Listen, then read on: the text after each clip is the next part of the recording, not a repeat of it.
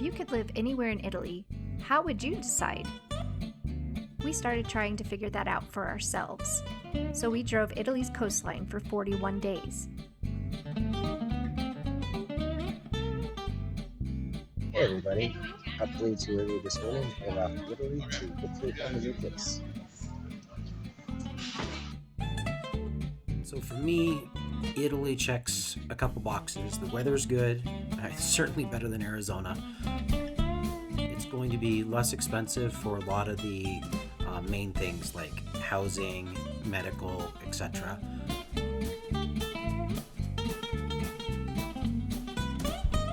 Not 100% sure on where exactly we're going to land. That's part of this journey.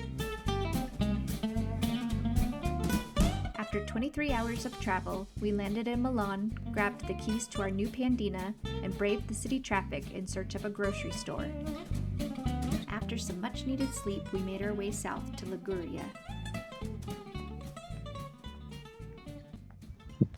I sort of assumed that if a property had an address listed, that was the address of the property. But it turns out in Italy, that's not the case, like almost ever. I can understand some of the rationale behind why they do what they do, but it makes it extremely difficult to look at properties. You'll look at it on Google Maps, see where it is in relation to the city and everything, and then you'll get there and it's not there. The other thing is the properties, especially in Liguria, are up just cliffs.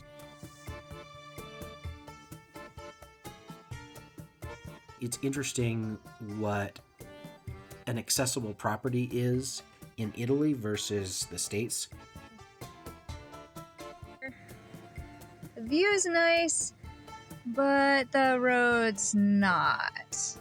The first thing that I realized once we started looking at properties when we landed there was the difficulty in getting a hold of a realtor, difficulty being able to look at a property, difficulty in being able to even drive by the property. This is the really cheap house that needs to be torn down, but the view is pretty nice. There's a highway down there. Access isn't actually as terrible as many we've seen. I became very, very skilled at looking at the photos in the listing and actually finding the property. If you're really good at like Where's Waldo or puzzles, you can generally find the property on a Google aerial. But it certainly added to the time. We met a wonderful realtor in the Liguria region, and her English was very good, so it was easier to communicate with her. She was very responsive within the day and answered a lot of questions for us, helped, get us into a few properties as well. We're interested in historic properties that need a little bit of work.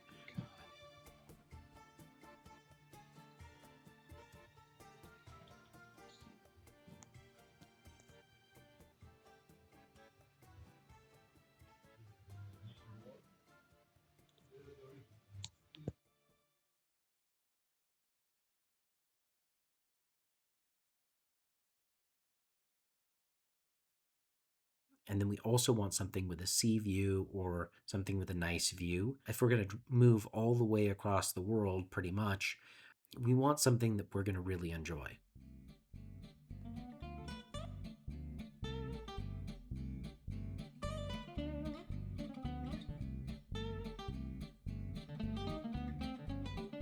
I'm not sure I'd really want to live in Genoa, but being close to it would be kind of cool.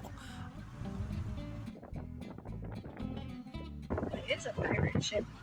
One of our goals is to buy something and either build it or fix it up. For the last 20 some odd years, we've really enjoyed working on houses. So that's another thing we need to look at is the ease of getting building materials to and from our selected home.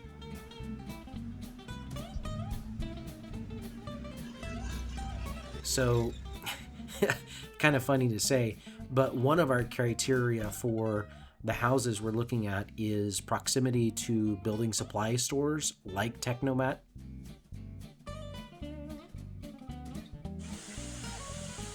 Once we really got to Genoa, the weather started to change. It became a lot more gloomy and cloudy and rainy and colder. I think weather is a big thing for us. We like sun. Definitely don't like hot. Definitely don't like hot. Can't handle it. So that's one reason why I was mostly looking at only northern Italy. Genoa is part of Liguria, but once you get over there, it does tend to rain a lot more.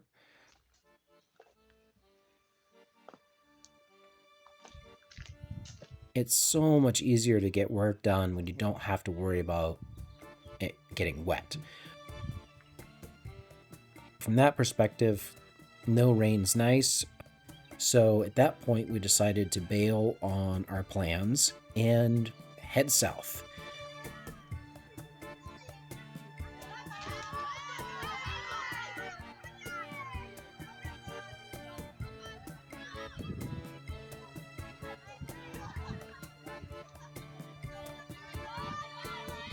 As you went farther south, the homes became less and less expensive. You also got more square footage.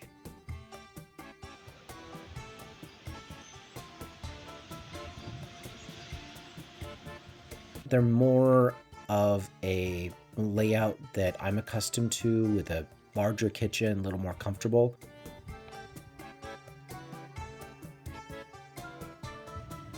One thing that kind of surprised us about Italy is they're very much known as a food culture, but the kitchens are remarkably small, especially up north.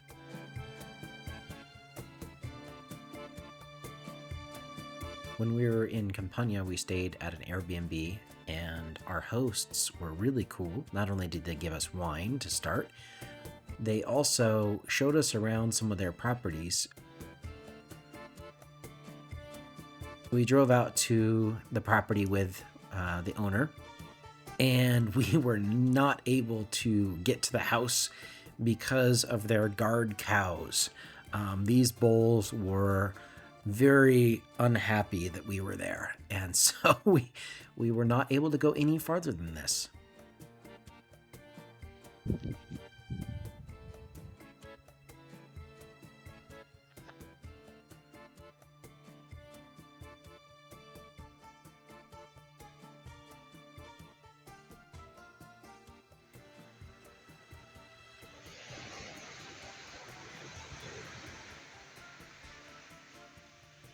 One of the reasons why we like a specific region in Liguria is it has super idyllic weather. As we went south, it got warmer, which could be nice parts of the year, but parts of the year not so much.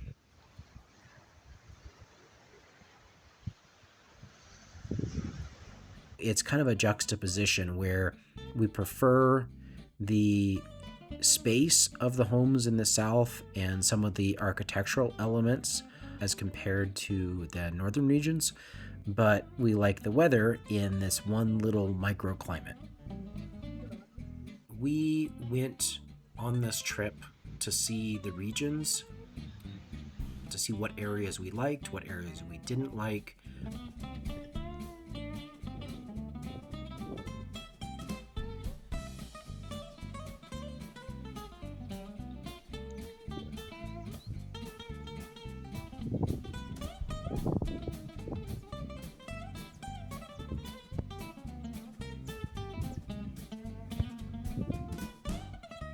When we were coming back up on the east side of the boot, there's a little area called Tortoretto. It's actually near the border of Marche and Abruzzo. Starting construction of a new house here in Italy.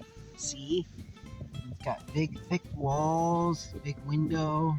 There's a little work left to do, but I've already built a basement. See? We really did like it. The weather's not quite as idyllic as Liguria, but houses are a little bit larger, prices are a little bit less, the views are stunning. They had a beer festival, so that was nice to see. This area in the middle of Italy threw a wrench in our works for what we were looking for, because the house had just a spectacular view of the valley. Do we want the sea view? Do we want to be inland a little bit, up in the hills? It's really kind of up in the air as to where we will eventually land.